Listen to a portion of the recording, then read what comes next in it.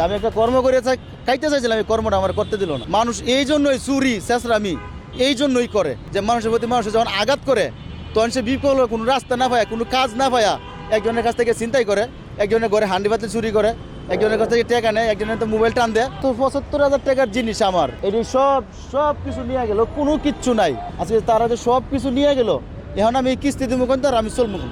আমরা মনে করি এই জায়গাটার মধ্যে অনেক প্রস্রাব ছিল, আগে ৮ সময় প্রস্রাব ছিল। এই জায়গাটার মধ্যে মাটি টাটি সব ফালায়, এই দিক দিয়ে সব পরিষ্কার করে এনে দোকানপাট দিছি। আমি একটা কিস্তি উড়াইছি, কিস্তি উড়াইয়া ৬০,০০০ টাকা কিস্তি উড়াইয়া এই জায়গায় একটা দোকান দিয়ে একটা কর্ম করে খাইতেছি। আমরা তো আর চুরি সুসরামি করে খাই নাই, মানুষের দৈরে মেরে খাই না, একটা কর্মস্থানে বইয়া এই জায়গায় কর্ম করে খাইতেছি। তাছাড়া আমরা ফুটপাতের থেকে অনেকটা ভিতরে, আমরা যে জায়গায় এনে ফুটপাতে কোনো সমস্যা হয় না মানুষের। এভাবেই কোটি কোটি মানুষের ঘরে দেশ জুড়ে ফ্রিজ একটাই, ওয়ালটন। মানে ফুটপাত পুরাটাই ফাঁকা দেয়, আমাকে এয়ারপোর্টে একটা দেওয়ালের সাইডে দোকান।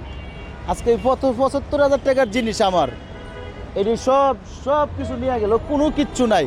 মানে একমাত্র কথা বলতে গেলে মনে করেন যে এটাকে লুটপাটি হয়ে গেল ওই জায়গায়। ঠিক আছে, এটাকে লুটপাটি করে নিয়ে গেল ওই জায়গায়, একটা নোটিশ দেয় নাই, কাউকে কোনো কিছু বলে নাই।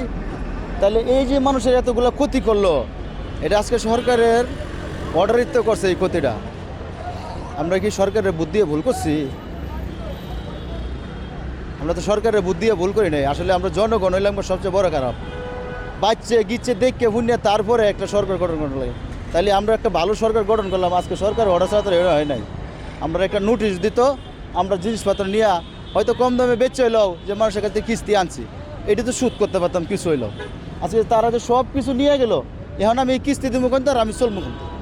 এখন তো আমার চুরি সুস্তামি ছাড়ার উপায় থাকবো না। পরে আমার তো কর্মস্থান তারা বন্ধ করে দিছে, যে একটা কর্ম করে খাইতাম, কিন্তু এই কর্মটা তার করতে পারলাম না ভাই।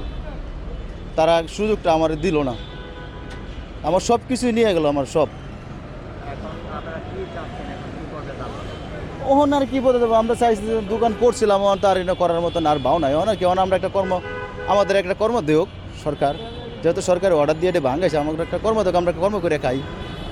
চুরি সুস্তামি যাতে না করার লাগে, মানুষের যাতে মাইর দুধ যাতে না কেমন লাগে, ভালো সুন্দরভাবে চলতে পারি, বউ বাচ্চা নিয়ে যাতে সুন্দরভাবে চলতে পারি, ডাইল ভাত খাই সাধারণভাবে চলতে পারি, এরকম একটা কর্ম দেব, যাতে চুরি সুস্তাম না করা লাগে। আর এই রাস্তাঘাটে আইসা এই ফুটপাতের দোকান করে আজকে সব কিছু ভাঙ্গে চুরিয়া সব কিছু এভাবে লয়ে গেল গা। তো সরকারের অর্ডার ছাড়া হয় না, সরকার এই করাইছে না। আমার ৭৫,০০০ টাকার জিনিস ছিল দোকানটা নিয়ে, হ্যাঁ আনুমানিক ৭৫,০০০ টাকার জিনিস ছিল, কিন্তু বেশি হবে কম হবে না। কারণ একটা দোকান বানতে গেলে এই জায়গায় ৮ সমান প্রস্তাব ছিল, এই পর্যন্ত মাটি টাটি ফালাইয়া এই যে পরিবেশগুলো সুন্দর করে মনে করেন যে দোকানপাট বইরা যে মানুষ আইসা যাতে দুইটা চা খাইতে পারে একটা ভালো পরিবেশে বইসা, এরকম সিস্টেমই করছিলাম। দেনা ফেনা কইরা কিস্তি মিস্তি ওড়ায়, কিন্তু আজকে সব নিঃস্ব হয়ে গেল, আমার সব কিছু নিয়ে গেল, কিছু করার নেই। একমাত্র উপরওয়ালার কাছে বিচার দেওয়া ছাড়া আর কোনো উপায় নাই আমাদের। এই উপরওয়ালাই কইতে পারবে, কারণ আমাদের যদি নোটিশ দিত তাহলে আমরা জিনিসপত্র নিয়ে অর্ধেক বাঙ্গারি দামে হইলেও বিক্রি করে আমাদের কিছু টাকা হইলেও সুদ করতে পারতাম, রিক্সা চালায় আর ভ্যান চালায় বাকি টাকা দিতে পারতাম। কিন্তু এই পরিবেশটাও আর নাই, ওরা একবারে নিঃস্ব করে সব কিছু লয়ে গেল গা। মানে এখন হইলো রাস্তায় নামতে হইব, মানুষের কাছে ছায়া মাইকিয়ে খাইতে পারে না। এই দেহ নিয়ে তো মানুষের কাছে ছায়া মাইকিয়ে খাওয়া যাইব না। আমার যে বয়সে এই বয়সে মানুষের কাছে ছায়া মাইকিয়ে খাওয়া মানুষ আরো ভিড়াইব আমার। আমি একটা কর্ম করে খাইতে চাইছিলাম, এই কর্মটা আমার করতে দিল না। মানুষ এই জন্যই চুরি চেঁচড়ামি এই জন্যই করে যে মানুষের প্রতি মানুষ যখন আঘাত করে তখন সে বিকল্প কোনো রাস্তা না পায়া, কোনো কাজ না পায়া একজনের কাছ থেকে চিন্তাই করে, একজনের ঘরে হান্ডি পাতিল চুরি করে, একজনের কাছ থেকে টাকা নেয়, একজনের তো মোবাইল টান দেয়। একমাত্র এইটার কারণেই করে। আজকে এটা বন্ধ হয়ে যেত, দুটো দেশে ভালো কর্ম থাকতো, কর্মস্থান থাকতো, তাইলে কর্ম করে মানুষ খাইতে পারতো, ভালো পরিবেশে চলতে পারতো, তাইলে চুরি সুস্তাম করতো না মানুষ। যে কর্ম করতে পারে না বিধায় মানুষ চুরি সুস্তাম করে, আর যারা কর্ম করে এরা ওইভাবে উচ্ছেদ করে, তাহলে এও করে যা কী করবো, এই চুরি সুস্তামই করবো, মানুষের টেক দিয়েই খাইব, এছাড়া আর কোনো রাস্তা নেই। সরকারের কাছে চাইলে কি হবে, সরকার কি আমাদের দিবে? যে জায়গাতে আমাদের কাছ থেকে নিয়ে গেছে গা, ওরা দিবে কোথায় আমাদের? আমার যেটা ছিল ওইটাই তো নিয়ে গেল, তো ও না আমাকে দিবে কোথায়? যেটা ছিল ওইটাও তো বাঁচা রাখলো না, ওইটাও তো সব কিছু নিঃস্ব করে লয়ে গেল, ওনা দিবে কি? ওনার কাছে বিশ্বাস কি? একমাত্র উপরওয়ালার কাছে চাওয়া ছাড়া আর উপায় নাই।